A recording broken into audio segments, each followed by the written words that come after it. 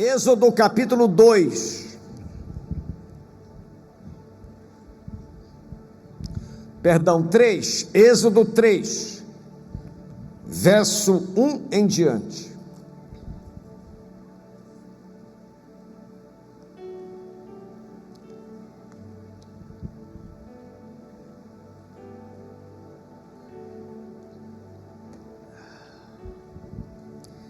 Êxodo 3, verso 1 em diante, diz assim: apacentava Moisés o rebanho de Jetro, seu sogro, sacerdote de Midian, e levando o rebanho para o lado ocidental do deserto, chegou ao monte de Deus, o monte Horebe.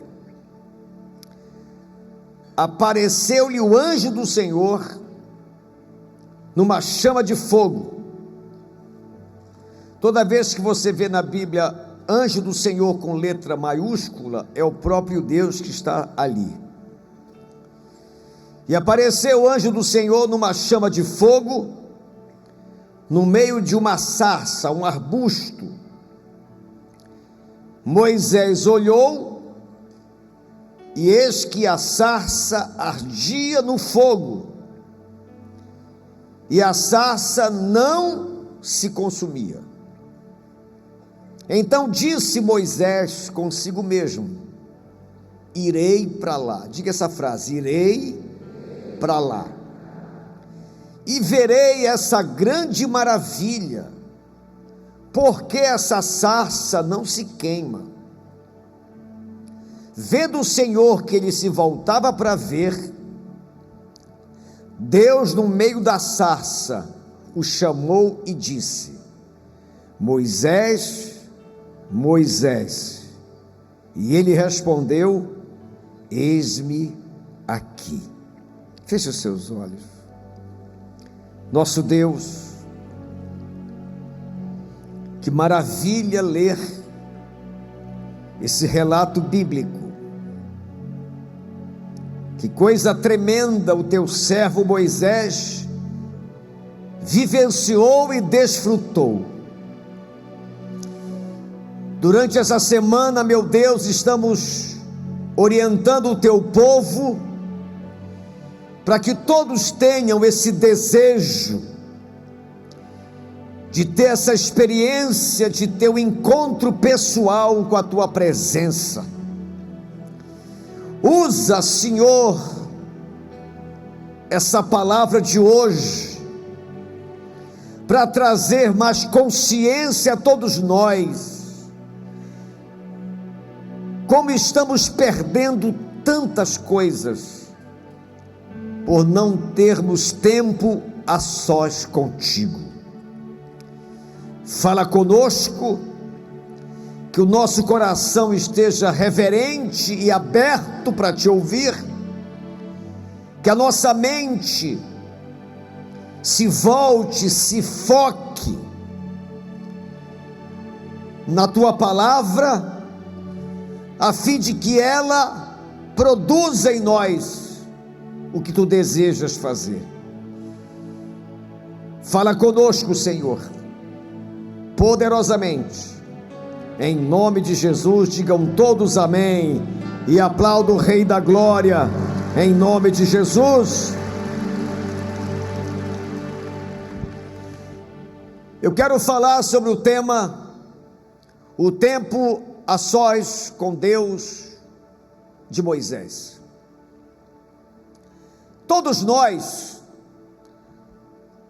temos um momento em que a vida se define entre antes e depois. Para Moisés, esse evento foi a sarça, lá perto do monte de Deus, o monte Horebe. A partir desse tempo a sós que ele teve com Deus, a sua vida nunca mais foi a mesma. Moisés, ele entra no deserto como fugitivo de Faraó, ele matou um homem, teve uma sentença de morte sobre a sua cabeça, e nesse encontro com Deus da sarça ardente, ele entra nessa experiência como um fugitivo e sai dela como o grande libertador de Israel. Como é que acontece essa transição, esse antes e depois? Ele estava ali trabalhando com seu sogro, pastoreando as ovelhas da família, fugindo do Egito, de Faraó, e a sua vida sem perspectiva, sem uma direção. E esse evento da sarça ardente muda toda a história da vida de Moisés. Isso deve nos ensinar inicialmente que você pode estar vivendo hoje o pior tempo da sua vida, mas se você tiver uma experiência com a presença de Deus, isso vai mudar em nome de Jesus. Eu creio tanto nisso, eu e a minha esposa, que nós preservamos durante toda a nossa vida o nosso tempo a sós com Deus. Tanto eu como ela já vivenciamos essa experiência de uma transição, de um momento difícil, de escassez, de muita dificuldade, e passar para um outro momento extraordinário. E essa transição só foi possível porque nós temos tido o cuidado e o zelo de conservar o nosso tempo a sós com Deus. E eu quero, nessa experiência de Moisés, tirar dela lições para você e para mim, para que depois dessa campanha você tenha total consciência que é uma tolice absurda querer ser um cristão sem dar a Deus o tempo com Ele, sem conservar o tempo a sós com Deus. A nossa vida é muito agitada, nós vivemos bombardeados de distrações, de acontecimentos dos mais diversos. Hoje as informações são rapidíssimas, e se nós não tivermos cuidado, nós somos tomados, engessados, imobilizados por tantas informações, e elas nos levam para longe dessa experiência da sarça, da presença de Deus. E nós perdemos muito quando nós desprezamos o tempo a sós com Deus. Nós perdemos muito em várias áreas da vida quando começamos o dia sem orar, quando tentamos projetar o dia sem ler o manual do fabricante, que é a palavra, quando tentamos enfrentar desafios sem unção, sem poder, apenas com a força do braço. E a força do braço nos leva a algumas vitórias, sim, nos leva adiante, mas não leva a uma realização plena. Eu tenho orado muito porque eu tenho certeza que esse é o seu maior problema. Esse é o maior problema da igreja cristã hoje no mundo. Simplesmente o povo de Deus não ora. O povo de Deus não tem tempo a sós com Deus, não se ajoelha, não para ler a palavra, não jejua. E nós perdemos demais por isso. Então eu vou tratar esse assunto essa semana, para ver se cada um aqui corrija isso, porque senão você vai perder muito, vai deixar de receber muito, vai deixar de desfrutar muito, você vai ter uma vida sem muitos sonhos realizados, sem portas abertas, Você vai para o céu porque foi Jesus que te salvou, mas a vida na terra será muito custosa, muito difícil, porque não existe tempo a sós com Deus. Há muita de religião ainda em nós, a gente vem na igreja como o bater ponto religioso, e o cristianismo não é, nunca foi, nunca será uma religião. O cristianismo é relacionamento com o Todo-Poderoso. Vamos olhar então para a experiência de Moisés e vamos aprender com esse tempo a sós com Deus, o que ele viveu e o que Deus fez da vida dele. A primeira lição que eu aprendo nessa história, número 1, diga comigo: Deus espera que você corresponda os seus sinais. Diz o verso 2: apareceu-lhe o anjo do Senhor numa chama de fogo, no meio de uma sarça, e Moisés o quê? Olhou. Essas duas palavras, Moisés olhou, é o que Deus espera da gente. Isso mostra, essa palavra olhar, no hebraico, é dar a devida atenção. Quando eu acordo, você acorda, quando a gente começa o dia e não olha para a sarça, não olha para os sinais de Deus, a palavra, o seu canto de oração, a voz do Senhor, não dá a devida atenção a esse tempo a sós com Deus, a gente começa a perder. Esse olhar de Moisés é intencional, ele podia ter visto aquela cena toda e não está nem aí. Que tem gente que está num nível espiritual tão baixo, numa vida carnal tão profunda, que não consegue olhar nem um sinal sobrenatural de Deus. Seus olhos estão completamente embaçados pelo negativismo. Ele não olha para a palavra, não olha para o lugar de oração, não dá uma devida atenção. E quando a gente tem esse olhar cuidadoso para os sinais de Deus, acontece algumas coisas da vida da gente. A primeira, diga comigo, a maior sensibilidade à presença de Deus. Quando a gente começa a dar atenção aos sinais de Deus, à voz de Deus, aos impulsos de Deus dentro de nós, e a gente valoriza, acorda cedo, eu digo, eu vou para a presença do Senhor, eu vou para a sarça, eu quero contemplar essa maravilha, eu quero estar na presença dEle. Quando isso acontece, você começa a ter sensibilidade aguçada da presença dEle.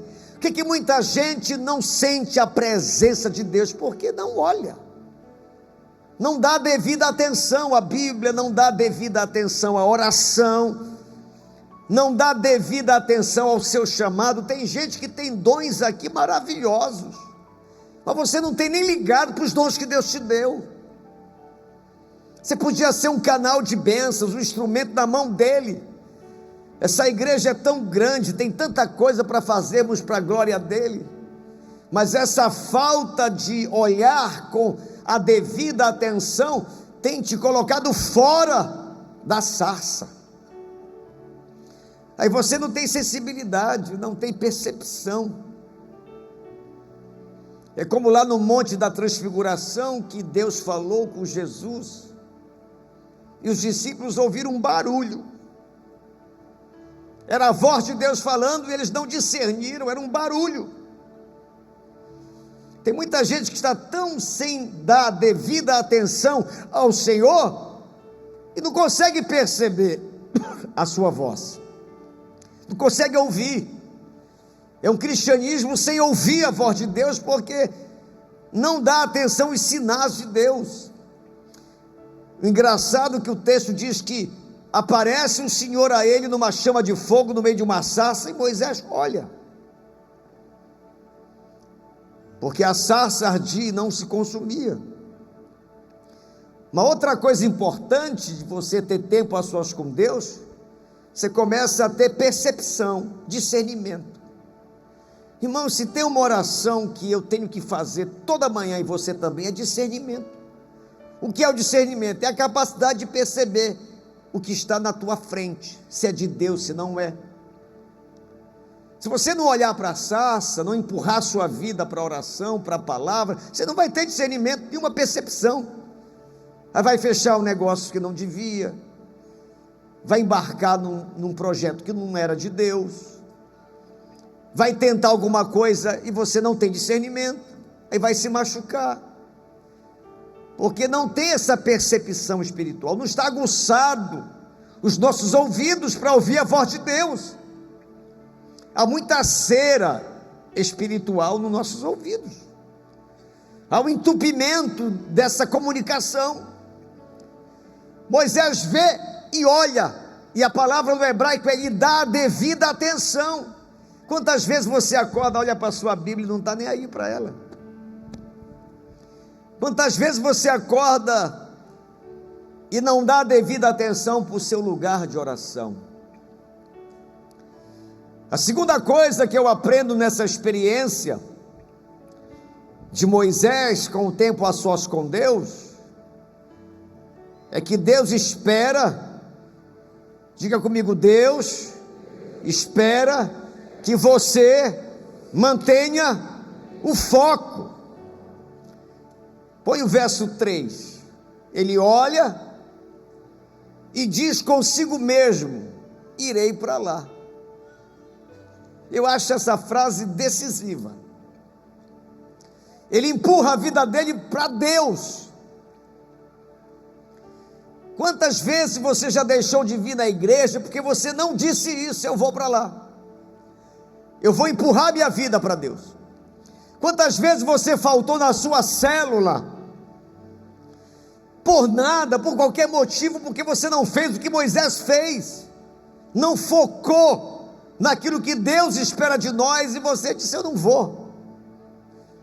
Quantas vezes você poderia ter acordado um pouco mais cedo para buscar a Deus e não fez isso? Moisés olha e diz consigo mesmo: irmão, se tem uma coisa que pode salvar você e me salvar, é falar consigo mesmo. Você precisa conversar com você. Isso é uma prática que eu faço. Eu me esforço, que toda vez que eu acordo com uma momó que só Deus sabe. Mas eu empurro a minha vida, eu vou para lá, para a sala orar. Tenho dormido cedo, tenho acordado bem cedo, e eu tenho a opção de ficar lá, quieto, da cama. Mas eu empurro a minha vida e digo: eu vou para a sala orar. A Mônica ora no quarto, eu vou para a sala, porque eu quero manter o foco. Diga: manter o foco. Quantos já passaram pelas igrejas, estão desviados da fé, porque não conseguiram manter o foco?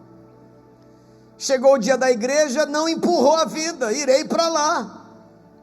Irmãos, as vozes do inimigo, as vozes das distrações são muito poderosas na vida da gente, e elas falam conosco, elas nos atingem. E quando ele mantém o foco, ele recebe revelação. Diga: revelação. Ele diz no verso 3, por favor, põe o texto: e disse consigo mesmo: irei para lá e verei essa grande maravilha. Diga amém, irmãos. Você não quer ver uma grande maravilha na sua vida, não? Quem quer a vitória para a sua vida aqui? Irmãos, esse é o segredo. Esse é o segredo de nós vermos o milagre acontecendo. Lá o meu quarto de oração, o meu canto de oração, é lá que eu vou ver uma grande maravilha na minha vida. É lá que eu conquisto as grandes maravilhas da minha vida. Na hora que eu não empurro a minha vida para a sarça, para a presença de Deus, eu deixo de ter revelação. E sem revelação de Deus, nós estamos perdidos, irmãos. Moisés decide investigar, diga investigar, a visão da sarça ardente. Ele tem interesse de saber que negócio é esse. Ah, se você tivesse esse interesse de investigar esse livro, de estudar esse livro, aprender desse livro, memorizar esse livro, guardar esse livro no seu coração. Você não imagina onde Deus pode levar você. Moisés, ele diz: olha, eu vou ver esse negócio, essa grande maravilha, porque a sarça não se queima, eu quero ver esse milagre. Ninguém que deseja ver e vivenciar milagres consegue se não empurrar a sua vida para Deus. Irmãos, se a gente não empurrar a nossa vida para Deus, o inimigo vai empurrar a nossa vida para longe de Deus. Então muito cuidado com o seu coração, com os seus sentimentos. Por favor, aprenda logo: o cristão não vive por emoções, o cristão vive pela fé. Amém, irmão? Vive pela fé.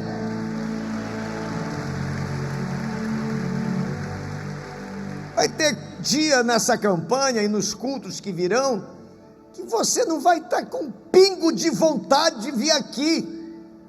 Aí você lembra dessa palavra: não, eu irei para lá. Diga: eu irei para lá. Vou para a igreja, vou para a célula. Você empurra a sua vida. Quando você faz isso, você recebe revelação, compreensão das maravilhas de Deus, recebe direção, propósito. Eu acho essa atitude de Moisés decisiva. Ele podia ter olhado: não vou ver o que é isso não, isso é coisa da minha cabeça. Olha aqui para mim, Deus tem um plano na sua vida, e Ele não vai te revelar esse plano se você não empurrar a sua vida na direção dele, da sarça.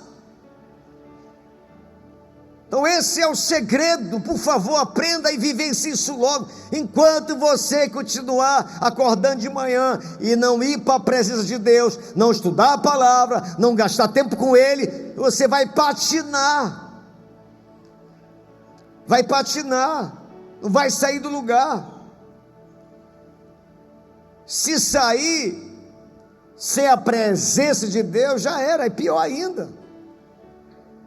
Sucesso em qualquer área da vida sem Deus é uma desgraça.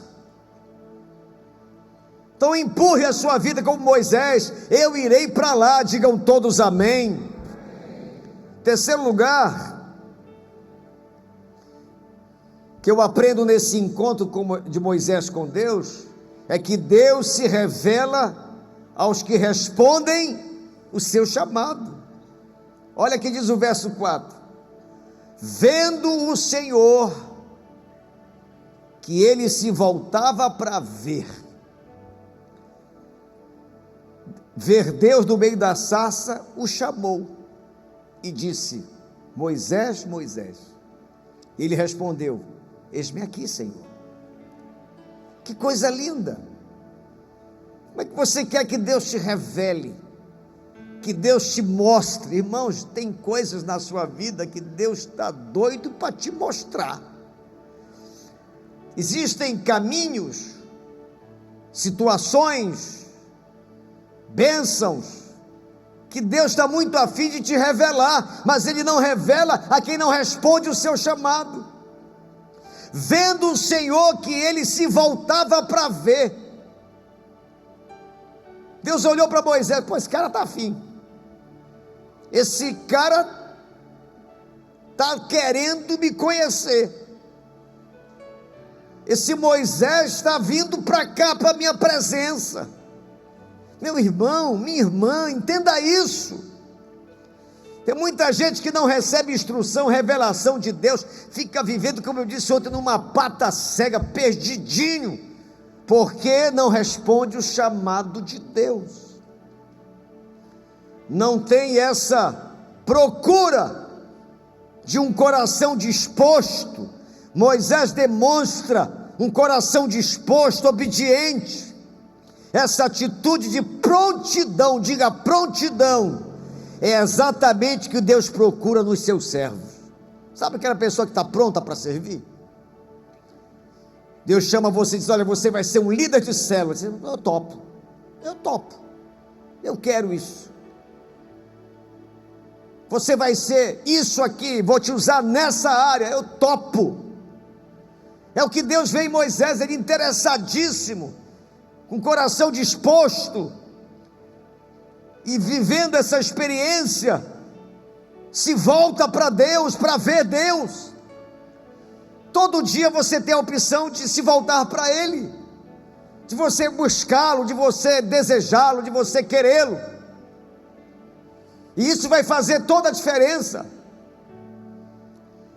Aproveite essa semana que você está fogo puro, você está deixando de ser tutano na fé, está deixando de viver uma vida fria, a igreja está louvando como nunca louvou. Isso é que você está cheio de Deus. Tem culto aqui, que misericórdia, irmão. O anjo dá vontade até de ir embora. Eu vou embora, esse povo está só carne. Mas hoje não, vocês cantaram como nunca cantaram para Deus. Louvado seja o nome do Senhor. Então responda ao chamado, faça como Moisés, um coração disposto, aberto, as instruções, está aqui, eu estou afim. E isso é maravilhoso, isso é tremendo. Tanta gente aqui que ainda não atendeu o chamado de Deus, por isso você não recebe a direção de Deus. Você acha que Deus te chamou apenas para você assistir culto? Você acha que Deus chamou você, salvou sua alma para você apenas assistir culto? Essa igreja chegou aonde chegou porque o povo dessa igreja não somente assiste o culto, mas serve o Deus do culto. A gente está toda semana por aí pregando o evangelho. Então, se você não está ainda numa célula, entre numa célula. Se você já está há tanto tempo nessa célula e não quer liderar, por favor, aceite o chamado de Deus. Chega para o seu líder: olha, me prepara que na próxima multiplicação eu estou afim, eu quero ser usado por ti. Olha o que eu tinha perdido, que quando Deus me chamou, eu tivesse dito não para Ele. Eu podia ter dito, eu tenho livre-arbítrio, eu tenho livre vontade de escolha.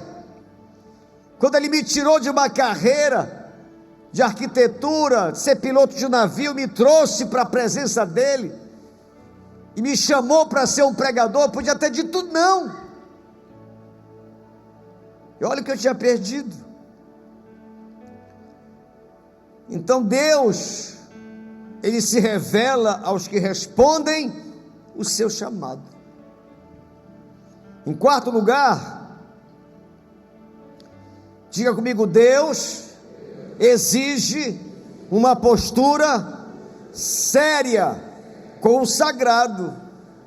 Aí diz o verso 5, Deus continuou: vem para cá, Moisés, agora tira essas sandálias dos teus pés, porque o lugar em que estás é terra santa. Deixa eu te falar uma coisa. Como é a sua postura diante do sagrado? Isso conta demais. Deus não é o cara lá de cima, Deus não é o meu brother, Deus é o Senhor de todas as coisas, Ele é o Deus Todo-Poderoso. Então diga assim para o seu irmão com muito carinho, olhando para ele: irmão, te manca, irmão. Não fica falando no culto, não fica cantando, fica dispersando, fica patetando. Deus diz: olha, Moisés, vem para cá, mas fica sabendo logo que o negócio é sério. Tira essas tuas sandálias, porque esse ambiente aqui é santo. Isso nos fala de quê, irmãos? Do reconhecimento da santidade de Deus. E Ele exige essa postura séria. Não é uma postura esquisita, mas séria. Poxa, eu vou ler a palavra. Esse momento é sagrado. Não tem WhatsApp, não tem televisão. Eu vou ler, eu vou falar com Deus. Vou tirar a sandália e me posicionar de forma reverente. Eu vou orar ao Senhor agora. E você separa com seriedade aquele momento. É isso que ele está ensinando sobre a sua santidade para Moisés. Moisés, olha, tira a sandália, que esse lugar é terra santa, é solo santo. Tu estás na presença de um Deus santo. Isso é tão importante, irmãos. Você pode desenvolver isso aqui na igreja, quando você chegar. Começou aquela introdução da abertura de culto, você já começa a dizer: olha, não te mete comigo, não te mete comigo, que agora eu vou adorar o Todo-Poderoso, agora eu vou me render na presença dele, vou dar o meu melhor ao Senhor. Você não tem noção do poder que isso tem, você não tem noção disso. Você proteger esse tempo com ele, valorizar, levar a sério, isso na igreja, na sua casa, no seu canto, você preparar um tempo ali a sós com ele, com uma seriedade, com o sagrado. Às vezes são esses detalhes que atrapalham demais o agir de Deus na nossa vida, essa incapacidade de perceber que ele é santo. E diz a Bíblia que o santo habita no meio dos louvores. Deus está em todo lugar? Está, mas não habita em todo lugar. No meio dos louvores ele habita. Habitar, ele age, ele está presente, ele está agindo, ele está se manifestando. A presença dele cai sobre nós, a glória dele vem sobre nós. E isso se sente, se ter essa experiência, tirando as sandálias. A sandália da irreverência, da falta de concentração, de foco, tirando a sandália da displicência, da moleza. Tem gente que chega aqui que, meu Deus do céu, vamos ficar em pé, oh meu Pai, ficar em pé, levanta a mão, oh Jesus, mas se é para o Remo, se é para o Paysandu, se assistindo um filme, aquele foco, aquela energia, aquele olho, e Deus fica só te abicorando.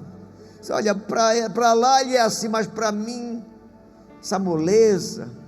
Quarta-feira da vitória, lá vai eu, oh meu Deus do céu, se eu não for, aquele líder pega no meu pé, aí vem, aí senta, oh, estou cansado, oh Jesus. Mas se fosse para um quizola, para um piquenique,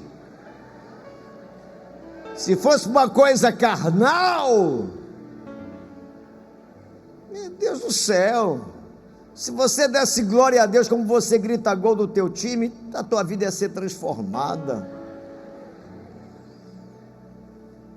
Se você se alegrasse, minha irmã, Deus está me revelando aqui. Se você pegasse na Bíblia como você pega na sua bolsa, você sabe como você pega na bolsa, né? Aquela olhada de metida, troféu. Se pegasse da Bíblia assim, a sua vida ia ser outra. Então tudo isso Deus está ensinando a Moisés. Moisés, olha o negócio aqui, você me olhou, você se interessou, veio para cá, mas não é do teu jeito. Eu sou um Deus santo. Tira essas sandálias. Você está diante de mim. Você não pode cantar para mim de qualquer jeito. Você não pode se colocar no culto de qualquer jeito. Você não pode orar na sua casa de qualquer jeito. Ficar lá orando, nosso Deus, nosso Pai. Pim. Celular, peraí.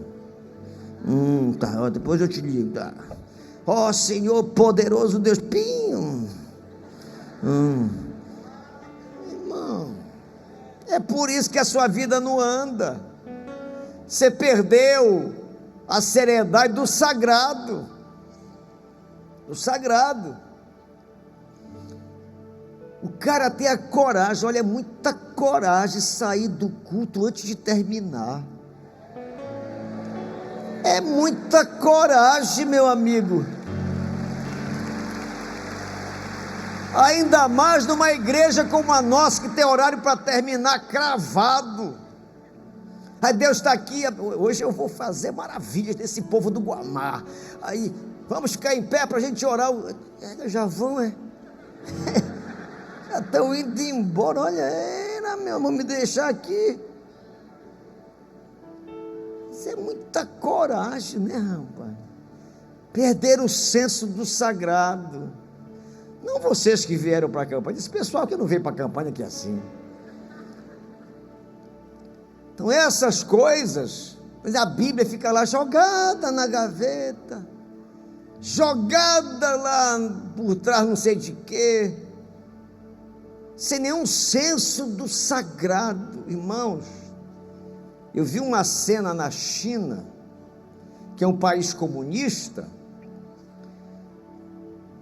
que eles conseguiram ter acesso à Bíblia, e essa imagem me marcou, da satisfação, da alegria, do entusiasmo daqueles irmãos daquele país comunista, tendo acesso à Bíblia. E nós que temos toda a liberdade, desprezamos a palavra do Senhor. É por isso que a vida não anda.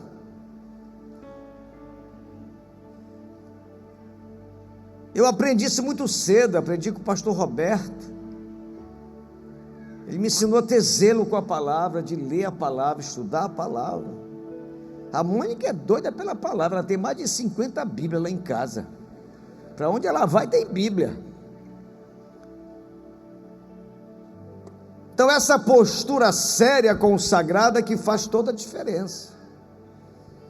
Em último lugar, essa experiência do tempo a sós com Deus de Moisés nos ensina, diga comigo, uma visão correta de si mesmo.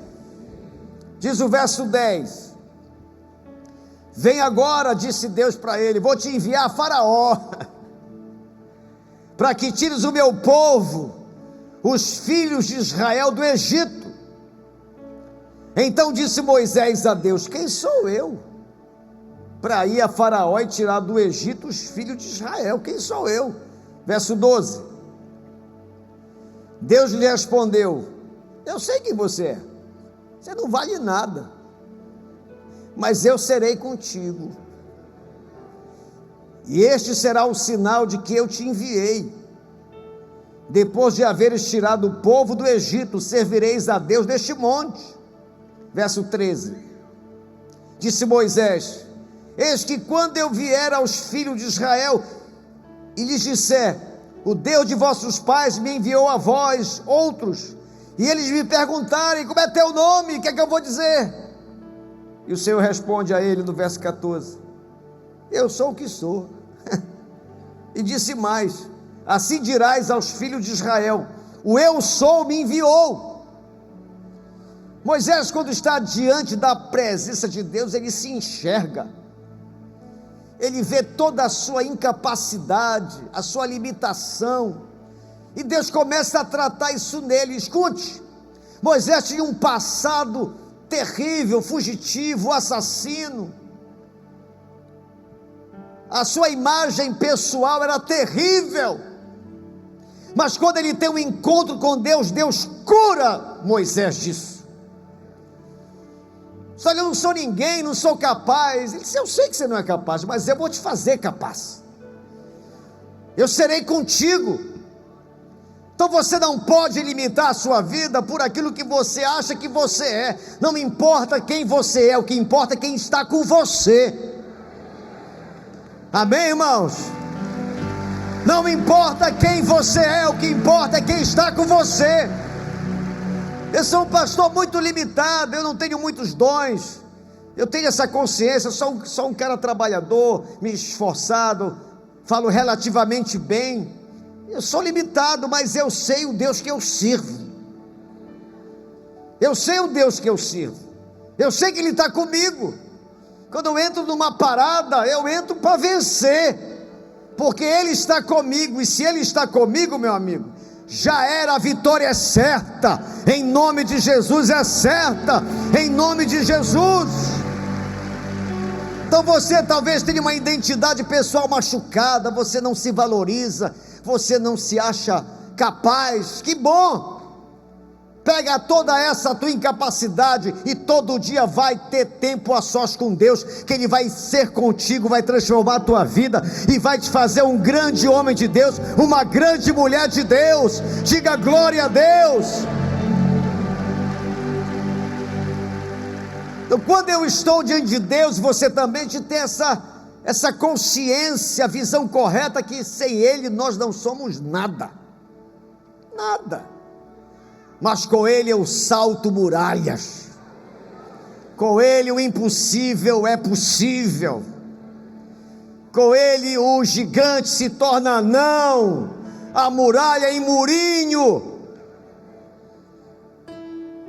Por isso é importante gastar tempo com Ele, porque a gente reconhece quem somos sem Ele, mas também aprende o que podemos ser com Ele. E é isso que Deus está trabalhando com ele. Olha o resto da conversa, põe lá, verso 14, eu acho que eu parei. Disse Deus a Moisés: eu sou o que sou. Verso 15, diz Deus ainda mais a Moisés: assim dirás aos filhos de Israel: o Senhor, Deus dos vossos pais, o Deus de Abraão, de Isaque, de Jacó, me enviou, e este é o meu nome eternamente. Verso 16, vai, ajuda os anciãos de Israel e diz-lhes: o Senhor, o Deus de vossos pais, o Deus de Abraão, de Isaque, de Jacó, me apareceu dizendo. Verso 17, portanto disse eu: far-vos-ei subir da aflição do Egito para a terra de Cananeu, do Eteu, do Amorreu, Ferezeu, Eveu, Jebuseu, quem vier é pau neles. Não tem conversa comigo não. Verso 18, 19, eu sei, porém, que o rei do Egito não vos deixará ir, se não for obrigado por mão forte. Deus sabe tudo.